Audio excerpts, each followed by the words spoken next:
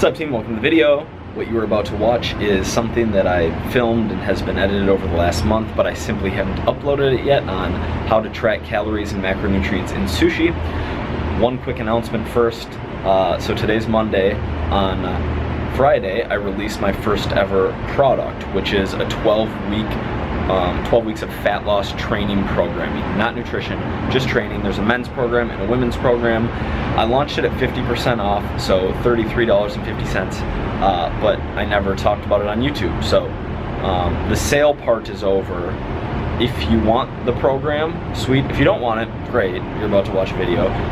But if you want it, you can put in coupon code YouTube, and for like the next week, that'll be 50% off, just in case any of you did want it and didn't see any of my emails or Instagram or anything like that. So if you have questions about the program, you can drop them below. Otherwise, enjoy the video. Hey guys, one thing I see that throws a lot of people off of fat loss diets is eating out, or is the weekend, or is restaurants. What a lot of people don't realize is that even though sushi is very trendy, it can also be extremely conducive and beneficial to fat loss diets. In this video, I want to talk about the different types of sushi and how you can eat out, enjoy yourself, and still make progress on your diet. So there are three types of sushi: traditional sushi, or nigiri, which is a piece of raw fish sitting on top of rice; sashimi, which is just a piece of raw fish; and sushi rolls, which are seaweed and rice wrapped in a mixture of ingredients, generally some raw fish and some other things that can get us in trouble. Avocado, mayo, other like vegetables, but also other fatty ingredients. Now that we have a decent idea of what each of those three types of sushi are, let's talk about the calories and macros in them and when it makes sense to eat rolls versus sashimi versus sushi. So given that nigiri is a piece of fish on top of rice, it's primarily protein plus carb. Now, based on the type of fish, there also may be some fats in there.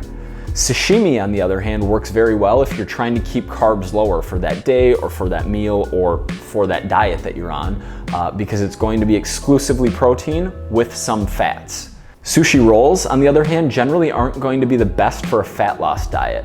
Depending on the type of roll that you get, there's often a decent amount of dietary fat in there, which isn't the worst thing, but combined with the protein per calorie in a roll, it generally isn't gonna make a ton of sense. If you want more detail on the specific proteins, carbs, and fats in all of these options, I actually wrote a blog post on this that details how many calories and the macros of specific rolls, of specific types of fish.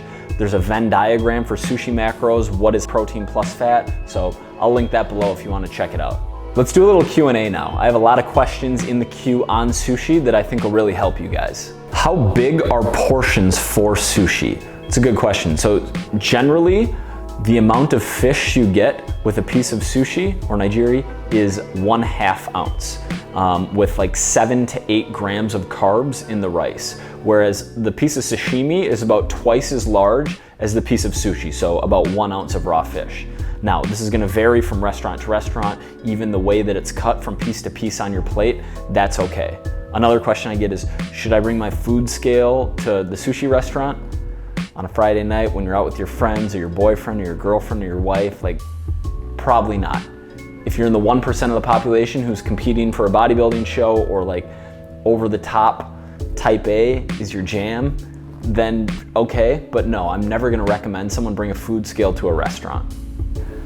MyFitnessPal lists sushi roll macros. Do you trust those numbers? No, I don't, because when I was writing this post, I went through and found some absurd stuff, like fried shrimp tempura having 0 grams of fat, even though it's fried. That's why I went through every roll and every ingredient in the roll and went to many different sushi restaurants and actually estimated individual portions of each ingredient in all of those items. It's no knock on MFP, I just think for a $475 million company, you could get the fats right in a fried fish. Isn't the fat in sushi good fat? Yeah, it is. There are a lot of omega-3 fatty acids in many different types of fish, but at the end of the day, tracking your calories and your macronutrients is going to be the most relevant thing in diet when it comes to fat loss, muscle gain. Why is sushi rice so much tastier than regular rice? I used to wonder this too, and I assumed it had to be some kind of oil, some kind of fat added to the rice. It's actually not. There isn't any oil or rice in there, but rice vinegar and sugar. So a little bit extra carbohydrates, but no fats in the rice. Do I have to count macros? Yeah, you have to. No, you don't. All right, guys, really appreciate you watching. I hope you found something helpful in there. The blog post does have a lot of detail if you want to keep that handy for when you're actually going out to eat. Thank you for watching. If you liked the video, give it a thumbs up. I would really appreciate it. See you in the next one.